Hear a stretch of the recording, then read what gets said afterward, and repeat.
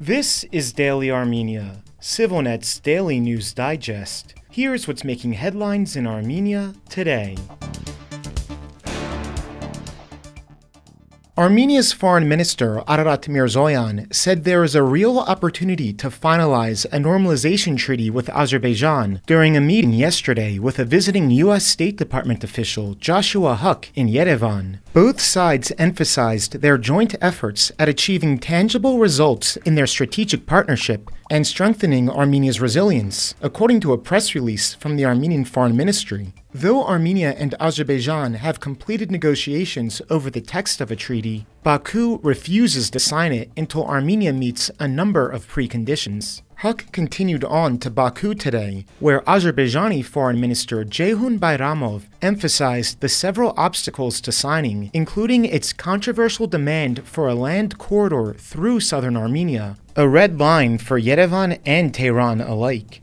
Despite that, Prime Minister Nikol Pashinyan declared on Wednesday that war is not an option. There will be no war, he said. There will be peace. However, in recent days, reports of shooting by Azerbaijan at the southern village of Khoznavar resumed, with a report this morning a home was damaged and an animal killed. Last week, U.S. Secretary of State Marco Rubio warned of a real risk of Azerbaijani aggression against Armenia.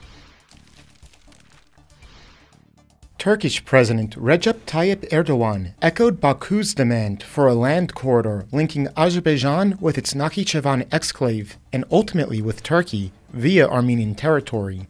According to the Turkish state press agency Anadolu, Erdogan described the proposed corridor through Armenia's southern Syunik region as more than just a transit route for Azerbaijan, emphasizing its potential as a vital link between Turkey and the broader Turkic world. This corridor will not only connect Azerbaijan with Nakhichevan, but will also act as a strategic line of integration for the Turkic states, he stated yesterday, following his trip to Lachin in Azerbaijan on the Armenian border. He added that the prompt opening of the corridor would enhance the region's transportation and energy infrastructure. Erdogan also called on Iran to support the initiative, suggesting that it would promote peace, stability, and regional development. However, Iran remains firmly opposed to any extraterritorial route across Armenia. Supreme Leader Ayatollah Ali Khamenei expressed his opposition directly to Erdogan during a 2022 meeting in Tehran and reiterated the same position to Pashinyan in July 2023, warning that the corridor could harm Armenia's interests. The Armenian government has stated it is open to standard transportation links, provided they remain subject to Armenian customs and border controls. Officials in Yerevan say Baku has dismissed a series of confidential compromise proposals on the matter presented in recent months. Instead, President Ilham Aliyev hinted in January that he might resort to force to establish the route.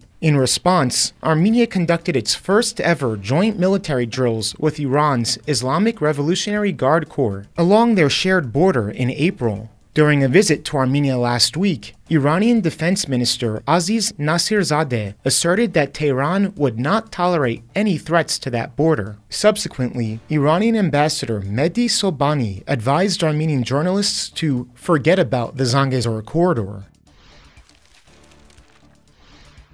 Tensions between Prime Minister Pashinyan and the Armenian Apostolic Church have escalated once again after he posted a series of Facebook messages this morning, sharply criticizing the church and its clergy. Some of the language he used included profanity and was considered inflammatory and offensive. This latest exchange has reignited a long-standing confrontation rooted in the church's demand after the 2020 war that Pashinyan resign, followed by last year's protest movement led by Archbishop Bagrat Galstanian to unseat him. The conflict had come back to the surface during a government session yesterday when Pashinyan, while addressing a topic unrelated to religion, abruptly began criticizing the church. His comments prompted swift and harsh reactions from members of the clergy, including Hovnan Hakopian, primate of the Gugark diocese, who went so far as to call the prime minister deranged. Pashinyan and his wife, Anna Hakopian, have doubled down with more attacks in response to the clergy's reactions, in particular singling out Hakopian, accusing him of not upholding his vows of celibacy. Pashinyan went on to claim that many other Armenian clergymen do not either, and that violators should be defrocked.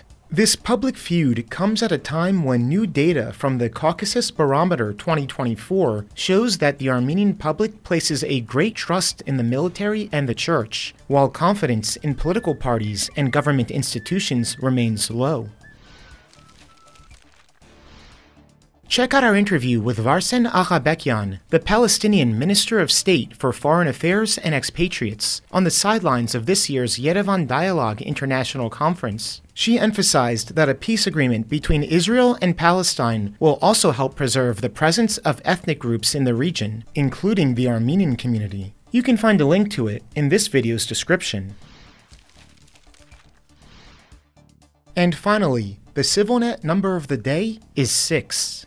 That's because it was around the 6th century that celibacy became a practice of the Armenian Church. Prior to that, all priests were generally married and raised families. Celibate clergy were originally expected to live as monks away from the world in monasteries, and unlike married priests, were permitted to attain higher education. The rules against contact with the world have long been lifted. However, only celibate clergy are permitted to be promoted up the church hierarchy as bishops, archbishops, and catholicos. And as always, please keep following ＳiviLNet for the latest news and independent reporting from our contributors on the ground here in Armenia.